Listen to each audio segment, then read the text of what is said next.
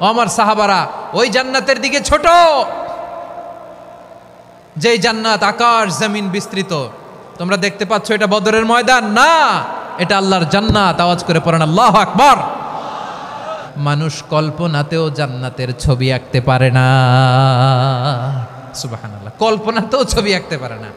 পৃথিবীর যত বিখ্যাত বিখ্যাত ডিজাইনাররা আছে সবাইকে একসাথে বসিয়ে যদি আমরা বলি জান্নাতে যে চেয়ারের মধ্যে আমরা বসবো, এই চেয়ারের একটা ডিজাইন করেন তো, কোটি কোটি ডিজাইনকে একসাথে করা হলেও জান্নাতের একটা চেয়ারের ডিজাইন হবে? আমরা দুনিয়ার বুকে আমরা হয়েছি দুনিয়ার পাগল, ক্ষমতার পাগল, সম্পদের পাগল, খ্যাতির পাগল। বিশ্বনবী তার সাহাবাদেরকে বানিয়েছিলেন জান্নাতের পাগল। পড়েন সুবহানাল্লাহ। প্রিয় ভাইরা, বিশ্বনবী তিনি মানুষের হৃদয়ে আশা জাগান। আমরা মানুষকে ভয় দেখাই, ঠিক কিনা? আমরা ইসলামকে এমন কঠিনভাবে উপস্থাপন করি, মানুষ ভয় পেয়ে যায়। বিশ্বনবী মানুষকে ভয় দেখাতেন না, তিনি আশা দিতেন, ভরসা দিতেন। কানা রাসূলুল্লাহ সাল্লাল্লাহু আলাইহি ওয়াসাল্লাম ইযা বাআসা আহাদান মিন আসহাবিহি ফি আমরিহি কানা ইয়াকুল বাশশিরু ওয়ালা তুনাফিরু ইয়াসসিরু ওয়ালা তুআসসিরু। কাউকে কোনো দায়িত্ব দিয়ে পাঠালে সাহাবাদেরকে তিনি বলে দিতেন প্রত্যেককে যে বাশশিরু ওয়ালা তুনাফিরু, মানুষকে সুসংবাদ দিও, দিন থেকে ভাগিও না, সহজভাবে ইসলামকে উপস্থাপন করো, ইসলামের শিক্ষাটাকে জটিল করে উপস্থাপন করো না। সুবহানাল্লাহ, কত চমৎকার, কত সুন্দর আমাদের ধর্ম।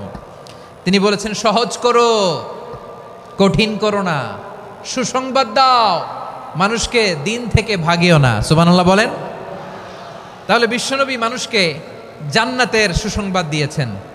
হি was the bearer of glad tidings, জান্নাতের সুসংবাদদাতা। তিনি এমনভাবে জান্নাতের নাজ নেয়ামতের চিত্রায়িত করেছেন, উপস্থাপন করেছেন, সাহাবাদেরকে তিনি জান্নাতের পাগল বানিয়ে ছেড়েছেন। পড়েন সুবহানাল্লাহ।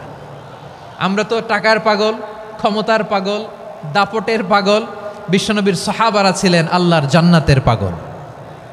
কিসের পাগল? আমরাও আল্লাহর জান্নাতের পাগল হতে চাই কি চাই না? সবাই বলুন, জান্নাতের পাগল হতে চাই কি চাই না? বিশ্বনবী সাহাবাদেরকে জান্নাতের পাগল বানিয়েছেন।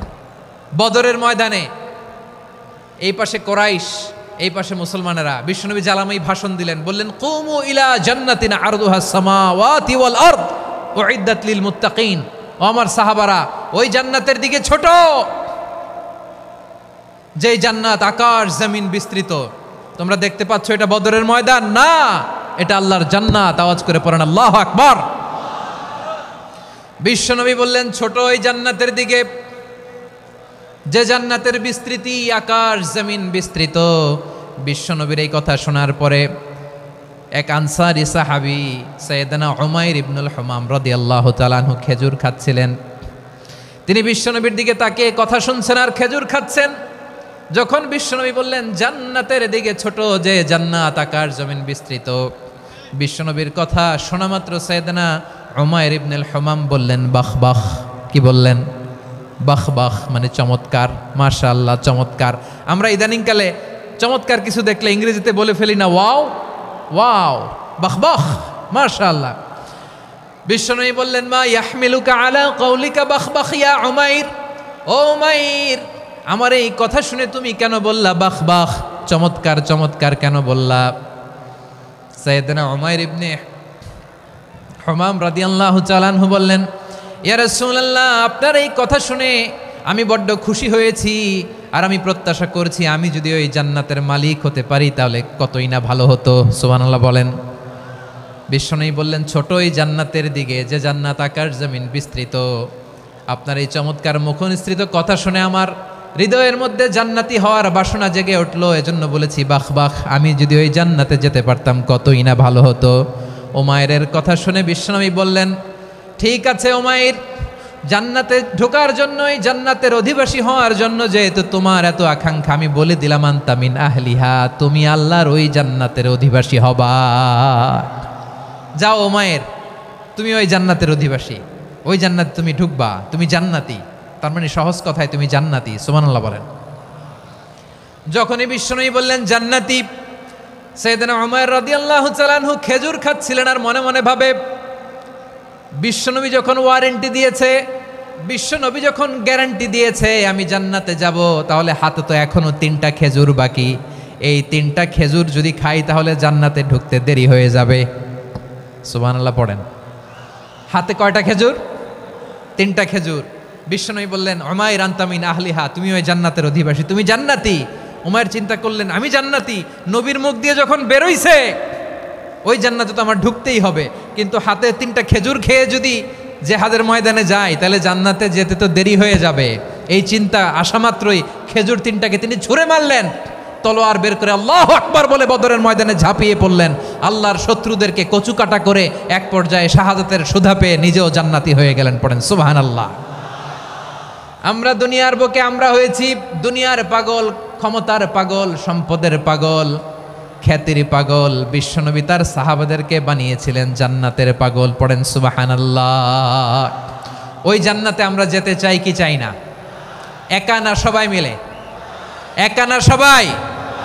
জান্নাতে একা আমি যাব না তো ভাই, তোমাকেও জান্নাতে দলে নিতে চাই। সবাই বলেন জান্নাতে একা আমি যাব না তো ভাই, তোমাকেও জান্নাতে দলে নিতে চাই। পড়েন আমিন। সিলেটের এ ঐতিহাসিক এমসি কলেজ ময়দানে আজ রাতে এই চমৎকার রজনীতে আমরা যেমনি একত্রিত হলাম, আল্লাহর জান্নাতুল ফেরদাউসের জন্য আমরা একত্রিত হতে পারি। আল্লাহ তুমি কবুল করো। সবাই আওয়াজ করে পড়েন আমিন। তাহলে চিন্তা করেন কিভাবে বিশ্বনবী জান্নাতকে চিত্রায়িত করেছেন সাহাবাদের সামনে, কিভাবে চিত্রায়িত করেছিলেন তিনি, যে কারণে সাহাবারা জান্নাতের পাগল হয়ে গিয়েছেন। আমরা যদি দেখি the way the prophet Muhammad portrait জান্নাত, কিভাবে তিনি পোর্ট্রে করেছেন জান্নাতের যে সৌন্দর্য, কিভাবে তিনি সাহাবাদের সামনে তুলে ধরেছেন। বিশ্বনবী আল্লাহর কোরআন থেকে আমাদেরকে জানান আল্লাহর জান্নাতের সুসংবাদ দানকারী করে যে আল্লাহ আমাকে পাঠালেন। তোমরা কি জানো আল্লাহর জান্নাত কত সুন্দর? কোরআন থেকে বিশ্বনবী আমাদেরকে জানান ফালা তা'লামু নাফসুম মা উখফিয়া লাহুম মিন কুররাতি আ'য়ুন জাযাআম বিমা কানু ইয়া'মালুন। মানুষের কর্মের প্রতিফল হিসেবে কত চমৎকার জান্নাত রব্বুল আলামিন নাজ নেয়ামত দিয়ে পরিপূর্ণ করে আমাদের জন্য প্রস্তুত করে রেখেছেন। পৃথিবীর কোনো মানুষ সেটা জানে না। পড়েন সুবহানাল্লাহ। এটা যে কত সুন্দর, আমাদের আমলের প্রতিদান হিসেবে কত চমৎকার, fantastic, eye catching, fabulous paradise তিনি আমাদের জন্য রেডি করে রেখেছেন। এটা কেউ জানেই না, কল্পনাতেও আনতে পারে না। সুবহানাল্লাহ পড়েন। আবার হাদিসে কুদসিতে বিশ্বনবী ফরমান, রব্বুল আলামিন বলেন আ'দাতু লিইবাদিয়াস সালিহিন মা লা আইনুন রাআত ওয়ালা উযুনুন সামিআত ওয়ালা খাতারা আলা কলবি বাশার।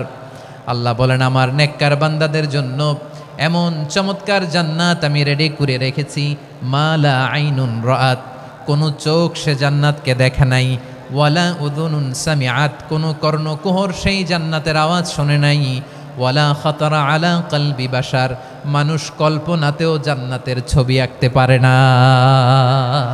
সুবহানাল্লাহ, কল্পনাতেও ছবি আঁকতে পারে না। পৃথিবীর যত বিখ্যাত বিখ্যাত ডিজাইনাররা আছে সবাইকে একসাথে বসিয়ে যদি আমরা বলি জান্নাতে যে চেয়ারের মধ্যে আমরা বসবো, এই চেয়ারের একটা ডিজাইন করেন তো, কোটি কোটি ডিজাইনকে একসাথে করা হলেও জান্নাতের একটা চেয়ারের ডিজাইন হবে? প্রিয় সিলেট, আওয়াজ করে বলো, জান্নাতের একটা চেয়ারের ডিজাইন তারা করতে পারবে না। কেমন জান্নাতে আমরা যাব?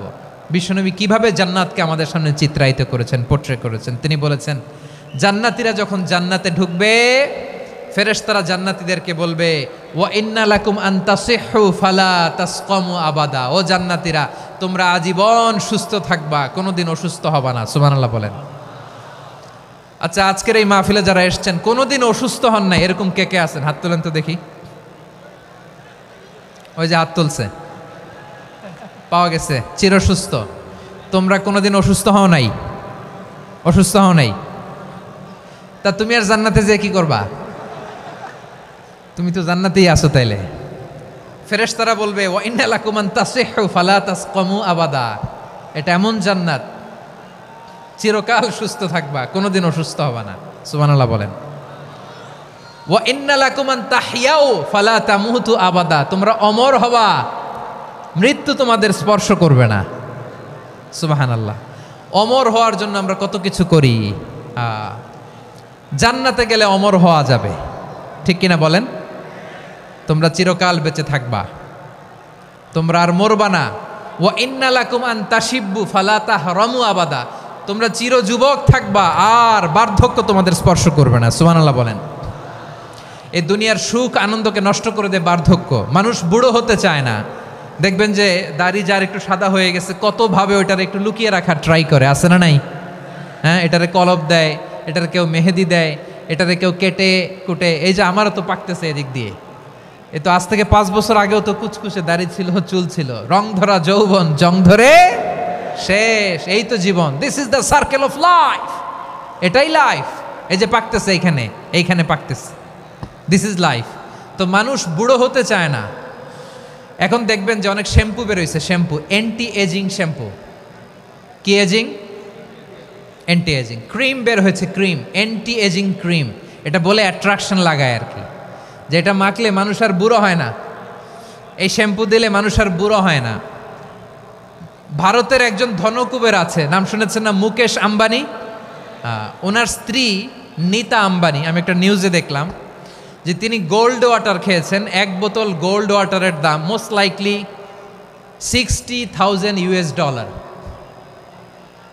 $60,000 1 বোতল গোল্ড ওয়াটার। কেন?